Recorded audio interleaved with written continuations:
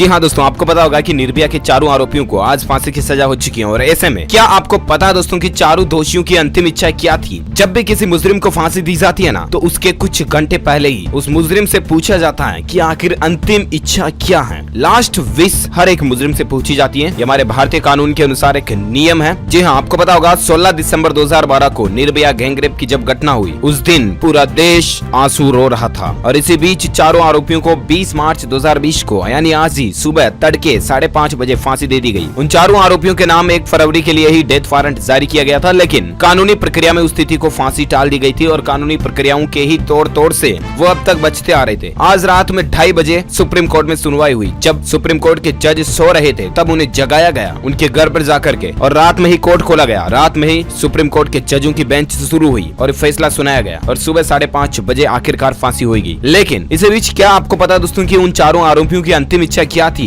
जहां हम आपको बताना चाहेंगे दोस्तों कि तिहाड़ जेल के महानिदेशक संदीप गोयल ने कहा था कि अदालत से डेथ वारंट जारी होने के बाद जो कानूनी प्रक्रिया अमल में लानी चाहिए ना, हम सब वो अपना रहे थे। और इसी के तहत चारों मुजरिमों से तिहाड़ जेल प्रशासन ने उनकी अंतिम इच्छा भी कुछ दिन पहले ही पूछी थी। अभी तक चारों में से किसी ने कोई जवाब दिया ही नहीं था। वो तारीख थी 24 जनवरी 2020 को चारों आरोपियों से जब अंतिम इच्छा पूछी गई थी। जेल प्रशासन ने चारों मुजरिमों से पूछा था कि डेथ वारंट अमल में लाए जाने से पहले वे किसी से किस दिन किस वक्त जेल में मिलना चाहेंगे। संबंधित के नाम, पते और संपर्क नंबर यदि कोई हो तो लिखित में जेल प्रशासन को सूचित कर दे, ताकि वक्त रहते अंतिम मिलाई कराने वालों को जेल तक लाने का समुचित इंतजाम किया जा सके। और नियम अनुसार जब दूसरी बात भी पूछी गई थी कि चारों से ये कहा गया था कि क्या उन्हें अपनी कोई चल अचल संपत्ति अपने किसी रिश्तेदार या विश्वास पात्र के नाम करनी है, मतलब अगर उन्हें कोई वसीयत आदि बनानी हो तो उसकी सूचना भी जेल प्रशासन को दें। अगर ऐसा है तो संबंधित शख्स रिश्तेदार का नाम पता भी जेल प्रशासन को उपलब्ध करा दें। चारों में से किसी भी मुजरिम ने दोनों ही सवालों का जवाब नहीं दिया था। उस समय ही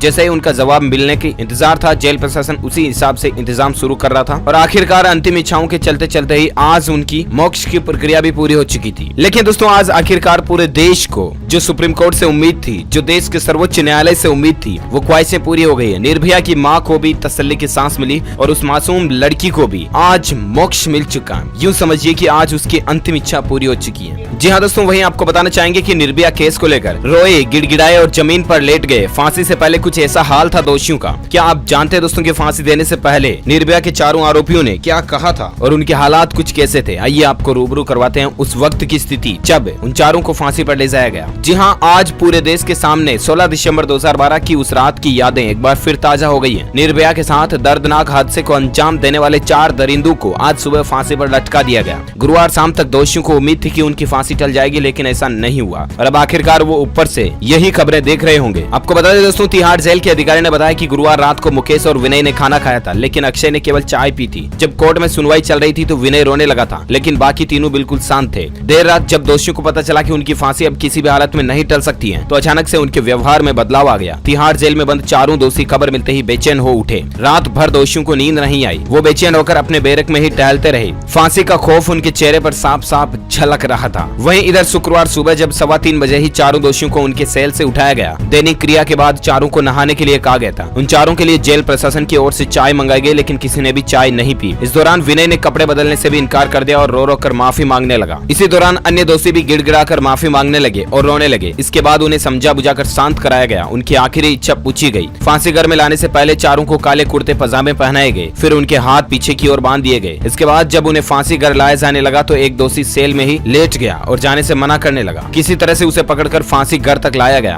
फांसी कोठी से कुछ दूर पहले ही उनके चेहरे को काले कपड़े से ढांका गया। इसके बाद उनके पैरों को भी बांधा गया ताकि वे ज्यादा छटपटा न पाए और एक दूसरे से टकराए नहीं। इसके बाद ठीक 5:30 बजे पवन जल्लाद ने जेल नंबर 3 के सुपरिटेंडेंट के इशारे पर लीवर खींच दिया और इस दौरान जल्लाद की मदद के लिए 3 जेल कर्मचारी भी मौजूद थे। फांसी के करीब आधे घंटे बाद डॉक्टर ने चारों दोषियों को मृत घोषित कर दिया। जेल अधिकारी ने बताया कि अगर दोषियों के परिवार वाले उनके शव की मांग करते हैं तो उन्हें सौंप दिया जाएगा और इसी आधार पर उनका शव सौंप दिया गया। अदरवाइज जेल प्रशासन खुद उनके अंतिम संस्कार की जिम्मेदारी लेता। तो कुछ यूं हाल रहा दोस्तों इन दरिंदों का। वो खौफ, वो मौत का डर और मौत का खौफ जो निर्भया ने इतने सालों पहले ही झेल चुकी थी, वो जब आज इन्होंने देखा तो पता चला कि मौत को नजदीक से देखने पर चेहरा क्यों लाल हो जाता है। खैर जो भी हो दोस्तों, अन्याय को सजा मिलना जरूरी है, नहीं तो देश का न्याय पर और कानून पर भी विश्वास नहीं रहेगा। जो भी हुआ अच्छे के लिए हुआ। कुछ अपराधियों में इससे खौफ जरूर बनेगा और हो सकता है कि वो भविष्य में ऐसे अपराधों को अंजाम ना दें। आप खुद भी अपनी बहनों को, अपनी माताओं को सशक्त बनाएं ताकतवर बनाए, उन्हें हौसला दें, बुलंद दें, उन्हें देश में आजादी से घूमने की ताकत दें उन्हें, ना कि उन्हें अंदर से कमजोर बनाएं। और इन्हीं साफ शब्दों के साथ दोस्तों ये खबर न्यूज अपडेट यही फिनिश करते हैं। निर्भया को लेकर और कोई न्यूज अपडेट आएगा तो हम आपको जरूर बताएंगे DLS न्यूज के ऊपर। कमेंट करके बताइएगा दोस्तों कि इन चारों आरोपियों के साथ जो हुआ वो आपको कैसा लगा, आपकी क्या राय है उस पर प्रतिक्रिया जरूर दीजिएगा। DLS न्यूज चैनल को सब्सक्राइब करके बेल आइकन जरूर दबा दीजिएगा। जय हिंद, जय भारत, वंदे मातरम।